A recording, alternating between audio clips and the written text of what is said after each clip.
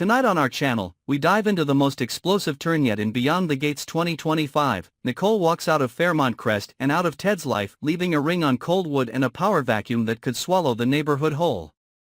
Was this a clean break or a calculated strike?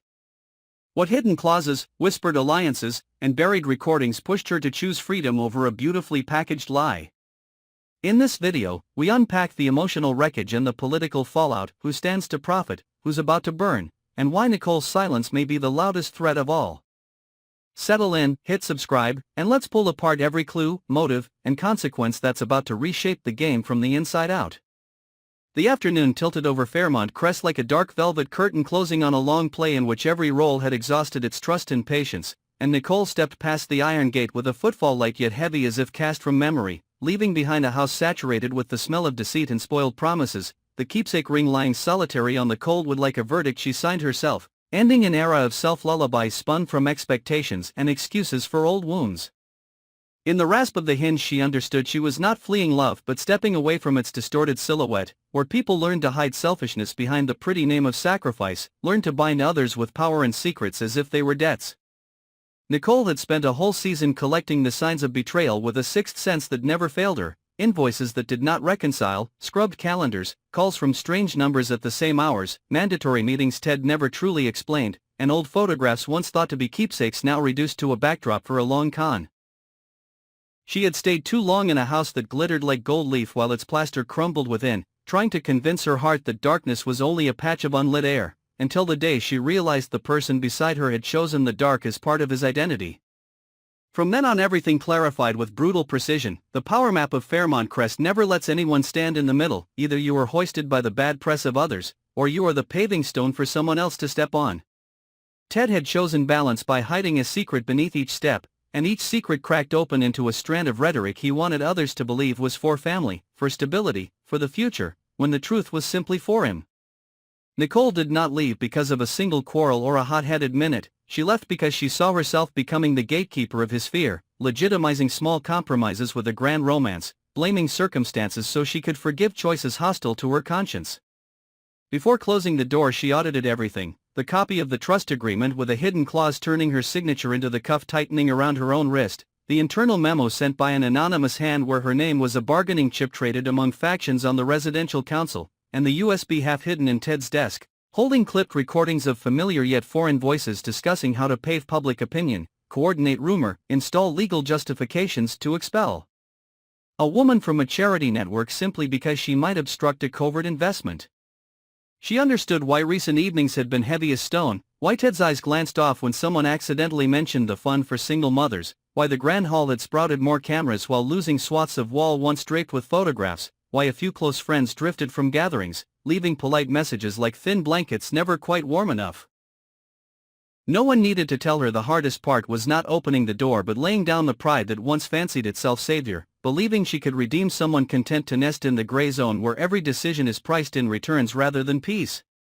But Nicole was not merely leaving a man, she was leaving an architecture of power laid with bowed heads and trades, an ecosystem of rumor humming as smoothly as an ice machine, molding a new story each day to sugarcoat an old engine. From the moment the ring struck wood with a short noise that pierced bone, she chose to reclaim herself, to accept the cost of solitude before being price-fixed by reputation. The anger in her was not a scream but a slow lava flow, moving through each memory like geological strata, heating harmless details until their true shapes emerged, and the inner conflict curved like a whirlpool, reminding her there were times she, too, steered truth off course to preserve a dream. She wondered if she had seen the crack early, on the day they signed the financial safety document whose elegant phrasing hid a clause allowing one party to reallocate assets when media conditions risk affecting community image, a definition so wide it could swallow anything, including the pretext to edge her out if convenient. In Fairmont Crest, apologies usually arrive after a careful cleanup, and each vow to reform carries a bill the weakest must pay. Nicole walked away willing to be labeled a quitter in a war where she was the only one who refused to fire, willing to be called unstable simply because she would not stand still for others to arrange. Yet she also knew the moment the gate shut, the game inside would descend into the kind of chaos that perfectly exposes faces. Ted would busy himself gathering shards of an image he believed eternal, and the people who once clinked glasses would begin whispering in hallways about the missing ring, about the file pouch no longer in the safe, about the courteous texts from donors wanting to pause while they review transparency procedures. The solitude awaiting him would not be the vastness of a room but the feeling that no one dares believe him when he speaks of love, since every decision he made proved love was merely a variable in a profit equation. Somewhere else in the city, Nicole paused before a pane of glass reflecting a face exhausted yet proudly lucid, and she admitted she was not innocent, for she had signed papers she did not fully agree with, had stayed quiet before certain truths out of fear of losing what looked like happiness, had rearranged the kitchen and set fresh flowers to persuade herself her house was still warm while the storm stood at the door. But that admission itself was the other doorway opening, an exit without a red carpet but with real wind, where anger is set in its proper place like a firebreak preventing her return to the gray, where inner conflict becomes the compass by which she recognizes every disguised compromise ahead. What will Fairmont Crest think? What will it write in its newsletter that prefers fairy tale frames? That Nicole is weak, impressionable, in need of rest to realign with foundational values?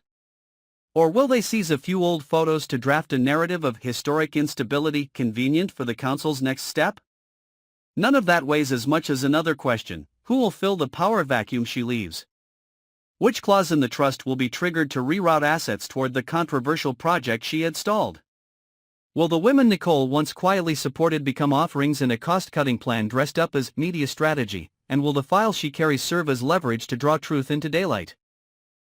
Or only ignite a new witch hunt where the strong don moral robes to legitimize punishment?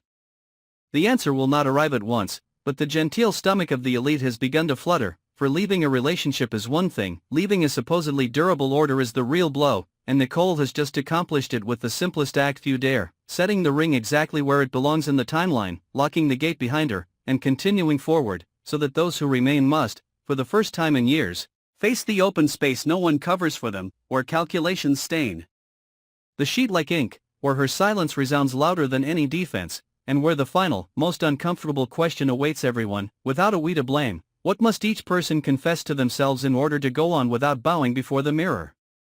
And so we close tonight not with certainty, but with the hush that follows a slammed gate and the echo it leaves in every room that used to feel safe. Nicole's departure is less an ending than a pressure drop before a storm front, a vacuum that will tug at loyalties, bank accounts, and reputations until someone gives. The ring she abandoned has already become an artifact, a magnet for rumor and projection. Each faction will hold it up like proof of their favorite myth, insisting it means surrender, or strategy, or spite, or survival. Meanwhile, the paper trail she carried away will start breathing on its own in hidden inboxes and encrypted folders, stirring nerves in offices that keep the blinds half closed at noon. What looks like silence from a distance is, up close, the quiet choreography of consequences getting into position.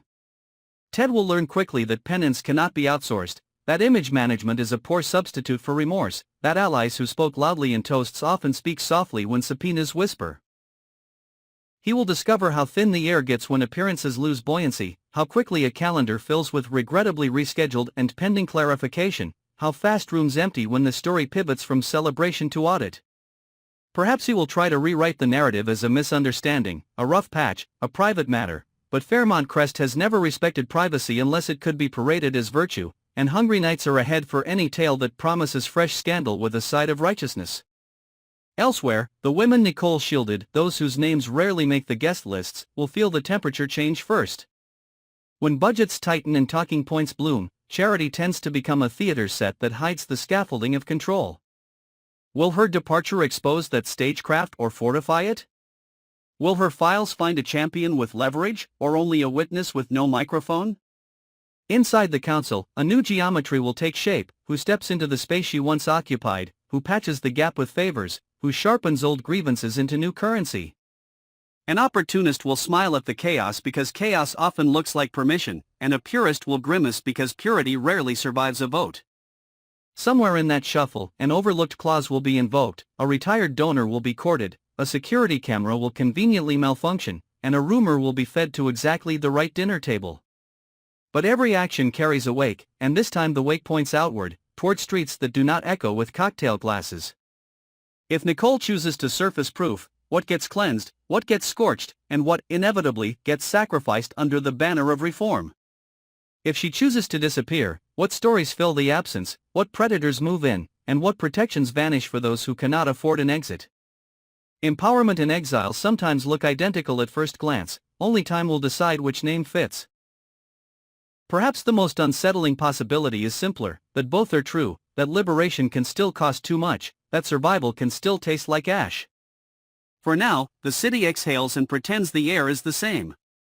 But hallways remember footfalls, and mirrors remember faces, and gates remember the weight they acquitted. Some night soon, a locked drawer will be found empty, a balance sheet will fail to balance, a smiling photograph will go missing from a wall, and all the confident language about stability and shared values will sound like it's coming from too far away to matter. Not because virtue vanished, but because it was never the point. As we leave you, hold the questions that matter in the dim light where answers are not yet safe. Who profits from the story that paints her fragile, who trembles at the story that paints her fearless, and who is already drafting a third story that requires no truth at all, only momentum? When the next episode arrives, watch the corners of the frame, the nameless staffer who stops holding the elevator, the assistant who starts carrying 2 phones, the board member who suddenly discovers an interest in compliance seminars. That is where the plot lays its real track. And if justice does come, do not expect trumpets, expect paper cuts, needing minutes, a signed receipt, a missing signature, the slow rearrangement of chairs. Until then, protect your certainty like it is contraband, because every certainty we showed you tonight may yet be traded away for a better angle or a safer alibi. Nicole walked out with nothing that glitters and everything that cuts. The question is who will bleed, who will cauterize, and who will pretend the wound was a birthmark all along. If you felt the temperature drop, if you caught the shiver behind the gloss, stay with us. We will follow the emails that never arrive, the phone calls that end a second too soon, the smiles that don't touch the eyes. Like all quiet detonations, this one began before anyone heard it. We will be here when the sound finally catches up.